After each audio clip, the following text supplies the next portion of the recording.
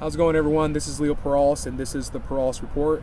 Today we have a special topic. We're going to talk about the link. I put out a couple links on the webpage for you guys, so I've given you a lot of information. But today we have Bill McKay, who's part of, I don't want to say the opposition group, but they're the ones trying to enlighten the community and let them know some more facts before you go and cast your ballot on November 7th. So the link is Proposition 17.4. It is a Kennewick Public Facilities District measure to connect the Toyota Center to the Convention Center, hence the link. It would increase our local sales tax by 0.2%. So instead of 8.6, it would be 8.8. And the project costs $45 million to complete. And so Bill is going to lend you some more information about why maybe we should rethink this measure come November 7th. Well, let me start out by this is the third time this has been on the ballot. 2 times before it has not passed, and that's after they have changed it to only a majority vote instead of a 2/3 majority vote. So it used to be for tax increases they required a 2/3 majority. Let me start by this. The theater or the auditorium will be 2,300 seats. Now, if you compare that to Spokane's theater up there, Performing Arts Theater, that is 4,500 seats, or in the thereabouts. I don't know the exact seating, but very close to 4,500 seats. And they are unable to bring in big name artists and things, even with the 4,500. So at 2,300 seats, it may work for conventions, but it's not going to work. It's not even big enough to bring in a Southridge, Kamiakin, or Kennewick High School graduation. And there's already auditoriums in each of those high schools that seat nearly that many. And so, to me, I question the need and this being out of date the day it gets built. The sales tax, if I was to spend $45 million in the city of Kennewick, I would want to do it where it was actually increasing jobs that are family wage jobs. So I would be spending it on infrastructure that would bring in the industrial park out on the south side of the freeway and those type of things, where we could actually bring in businesses. They'd have a place to make home, and they would be paying family wage jobs. Mm-hmm. This link will add about 300 give or take a few jobs, but all of them will be minimum wage type jobs. It's not a case of adding real family wage type jobs. But isn't this a good econ development measure? I mean, it's going to create jobs. It's going to increase tourism, right? You're going to have people coming from Spokane, Seattle, Hermiston. There will, but who will that benefit, Leo? Will that benefit downtown? Will it benefit Southridge? Will it benefit Clearwater? It only benefits one area of town, but we all get to pay for it. Now, you probably read the report. I can't really find the report. Did they ever give you any measurement as to how much money that's going to bring in and how that would affect the area? Well, they say in their report, that with a consultant report, that it'll bring in about 66 million, 67 million, somewhere right in there, of new business. So,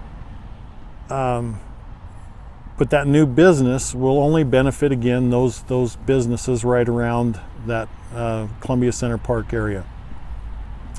So, but the whole city of Kennewick gets to pay for it, and yes, people that come and visit, they'll pay some as well, but the bulk of it will fall on the citizens of Kennewick. And so, I personally myself, I don't see the benefits. I again, like I said, if I was to spend money, I'd want to spend it where we're getting real jobs, not just minimum wage jobs. So does this project who does it serve? Is it the public that it's serving? You know, because that's what I try to say. It's a public facility. It's here for the public. Or do you feel like it's only serving the business community here in Kennewick? Who's going to get the benefits? Because that's the mantra right now. The city will see some increase in sales taxes in revenue to them, but not a lot. Less than $300,000, which is less than what it takes to give a 2% increase in salaries to the city employees. So that's how minimal it is in the scheme of things. It will benefit primarily the businesses in that area is who it will benefit. Does the Toyota Center make money? Are they making a profit? Or they are not. They are not. Last year, the city of Kennewick, in their budget, they allocated $350,000 to go to operation and maintenance of the whole plan. There's several different entities within the Kennewick Public Facilities District. And so that money went apparently to the Toyota Center, but it's operations of the whole thing. It's not just and so no, they're not even meeting the operation costs. And you make it bigger, well, some will say, well, that'll make it so they can meet their operation costs. Well, I've never seen one yet that did. So what it ends up being is that the city ends up subsidizing these conventions that come here. With our money, providing them this facility. A few businesses benefit from it, the rest of the businesses do not. I don't see the advantages. I would much rather spend money elsewhere that would really help the city, that would help, well, as I said, bring in real jobs.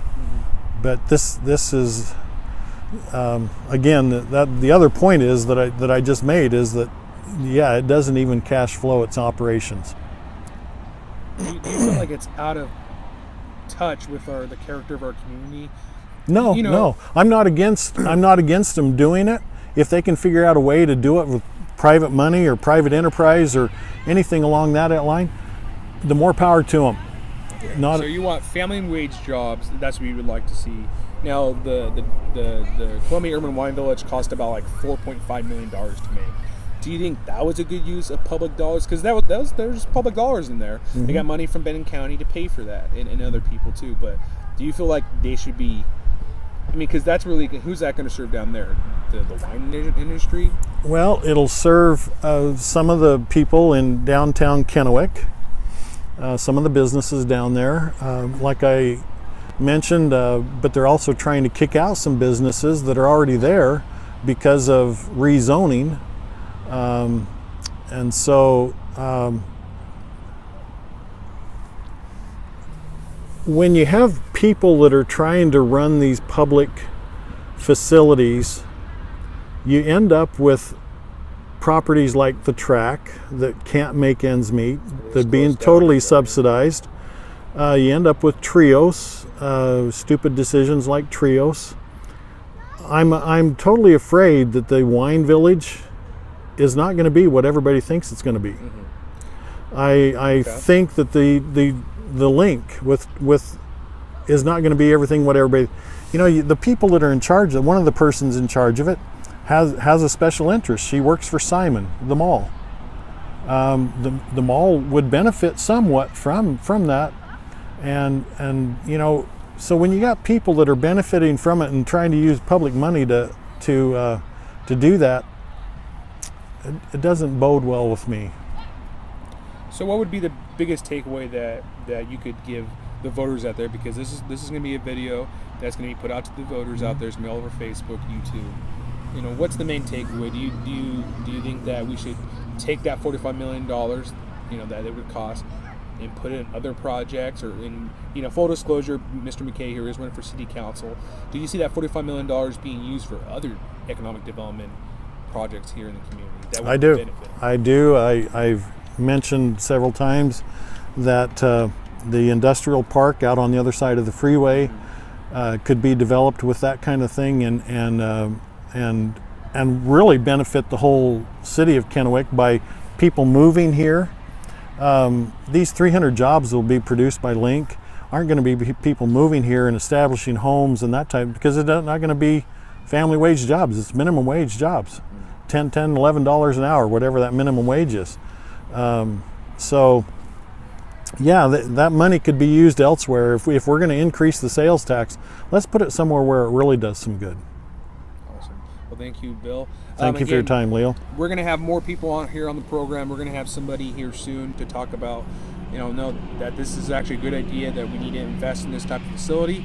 But on the Peralta report, you're going to hear both sides, and at the end of the day, it's up to you guys to make the decision. So please, I hope you guys listen to what Mr. McKay had to say today carefully, and you will make a decision on Proposition 17.4 for the link on November 7th. I'll see you guys later.